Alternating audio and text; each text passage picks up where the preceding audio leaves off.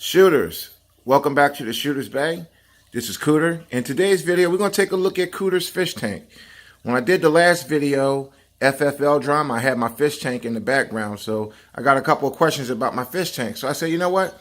I'll just do a video on my fish tank, show you guys what's going on with the fish tank, and that'll pretty much answer some of the questions. I guess people are intrigued by pets in videos like cats, dogs, and stuff like that. And that's pretty cool. So I figured I'd give you guys a guided tour of my fish tank. This is a Marineland 60-gallon tank. It's sitting up on a stand, obviously. I got some, moving a little closer, I got some artificial plants in here. I tried real plants. They're just a little pain in the ass for me to keep up with due to my hectic schedule. So I decided to go with fake plants. They do pretty good, especially with the algae eaters and the neorites. They do a good job with the algae buildup on them. So that's a good source of food for them. I got a couple little bubble accessories in here. Some ornaments, nothing special. For filtration, I'm running 2 Aqua Clear 70s. Okay, these are strong ass filters. These filters can support 70 gallons each. And you know, you always want to get more filtration than you need. One of these is more than enough to keep the tank clean, but I like to keep the water crystal clear if possible. And I think that's just keep your over filtration. Every guy or gal who's in the fish will tell you, you always get more than you need. So I got about 140 gallons worth of filtration on 60 gallons. So that's going to help keep everything nice and clean. We're running a fluval heater and a top fin heater. This heater is rated for a tank up to, I think, 70 to 100 gallons. This heater is rated for a smaller tank up to 40 gallons. And the reason why I run 2 is I just want to maintain that even temperature. And these 2 heaters together, I got them both set to 80 degrees. And they just do a wonderful job at keeping the tank at that nice temperature. Not too warm. You would think that one of these, the reason why I'm running 2, because if I run just the one, I notice the one is on way more than I really want it to be. I just kind of like the heaters to take breaks. So running just one of these would just keep it on more than I would like. So that way, 2 heaters, I think I'll get a longer life out of my heaters by running 2. That's just me. So I got intake sponges. You'll notice the sponges that are on the bottom of the intakes of my filters. And the reason for that is because you look at how much water is being turned out of these filters. Very strong, a lot of water. So smaller fish get caught on those intakes and they die. Especially if you're not there and you can free the fish quick enough, the fish will die, and if it doesn't die, it'll get hurt really bad. It could lose a fin or something like that. And the fish lose a fin, it might as well be dead. So I got the sponges on it. They're also good for catching a lot of food and waste that would normally go up into the filter. And it's easy. Every 3 or 4 days I have to take a sponge off and just kind of rinse it out. I take a little cup of tank water and just rinse the sponge out, squeeze it out real good, and slap it back on, and you're good to go. This way, also, it helps where you don't have to clean the filters as much. Ideally, you want to clean your filters maybe once a month. You don't want to clean these a lot because when you clean these, you reduce the amount of good beneficial bacteria that's in your tank that your fish need. I clean these once a month since it's 2 of them, and that's why I really wanted to run 2, because I can stagger the cleanings. I clean one and then I clean the other one 2 weeks later. So this way, when I clean the one filter, by the time I get back to the other one, it has built up enough beneficial bacteria to support the tank while the other one is being cleaned and it's building back up. So ideally, you don't want to clean your filters often. You want it to build up that good beneficial bacteria. And let's take a look at the media. So right here in this one, I have biomedia. I have 2 bags of biomedia in there. Those are, that's critical for a good fish tank. You want that in there. And then in this one, I have 1 bag of biomedia. Okay, disgusting stuff, but that's good disgusting, trust me. And I have activated carbon in this one. Put that back down in there. Activated carbon is good for keeping your water nice and clear, removing microparticulate, and keep reducing odor. A lot of guys don't run it unless they have a problem in the tank. I run it in just one of my filters instead of two. And to me, it just keeps the water clear and it keeps the odor down. Yes, you do get odor from a fish tank. I mean, fish, they do shit, right? So, and everybody and everything shit stink if there's enough of it. So, let's talk about the fish. That big guy you see swimming around, that's a tinfoil barb. Now, when I first got him, his name is Sharky.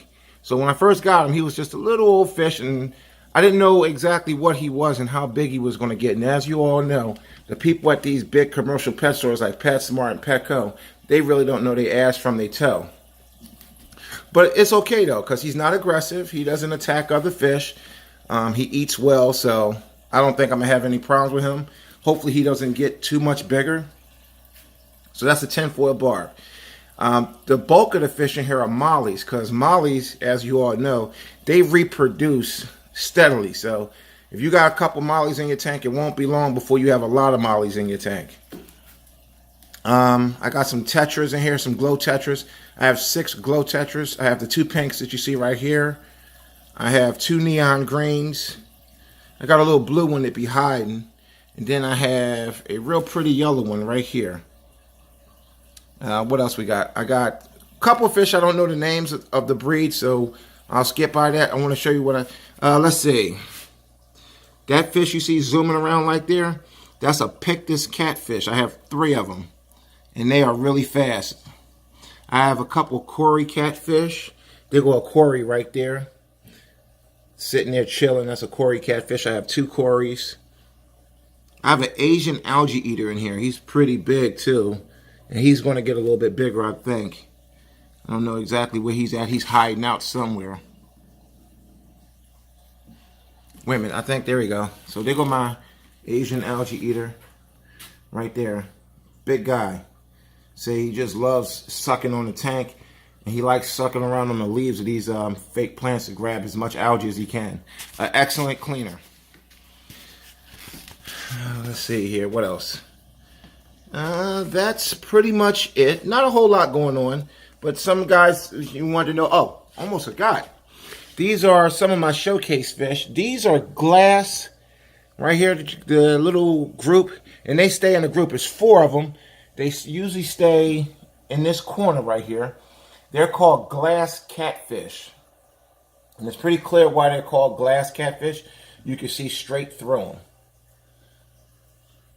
And they usually stick together. You'll see I have 3 of them just hanging out here, and I don't know where the other one is. But let's see, where's the other one? Okay, that's fine. And there go my pictus catfish. There go one right there. You can see him real good. They got really nice long barbs. They're really cool show fish. There go my Asian algae eater, big guy right there.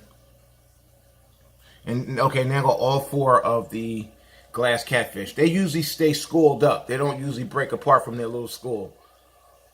I call them my segregated fish. They're segregationists. They're racist. They don't like the other fish in the tank. Okay. Oh, grammies. There go my fireball grammy right there. He's a really cool fish. I have 3 grammies. I have the fireball grammy.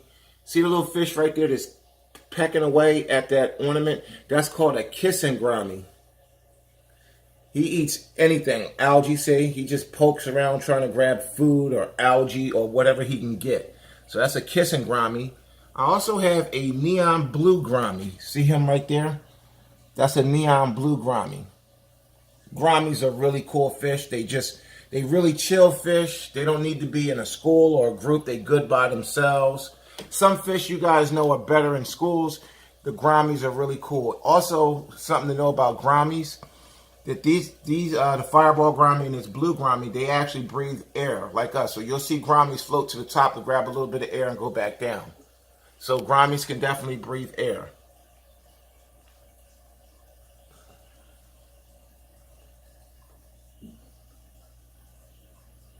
And that's it. That's Cooter's tank. Back up a little bit. Give you guys another shot. Because I'm running the 2 heaters, my water level do drop a little bit. So every 2 weeks I got to top up. I'm not due to top up tomorrow. I do everything in this tank on a schedule. So some of you looking at the video might say, Cooter, your water's a little low. I understand that because it's wintertime and my heaters work a little bit more. I top up every 2 weeks. Everything is on a schedule. I don't do anything random or out of sync with my tank. I think if you get random with your tank, you're going to throw the balance of your tank off. So it's good to get on a water change schedule and stick to that water change schedule. If you got to top up your tank, do it on a scheduled interval. If you got to clean your filters, do it on a schedule. Don't be random with your tank. You want to keep it all on a schedule and stick to your schedule to keep your fish nice and healthy and in good condition. That's Cooter. I'll catch you in the next video. I'll be back today with something else for you guys. Talk to you later.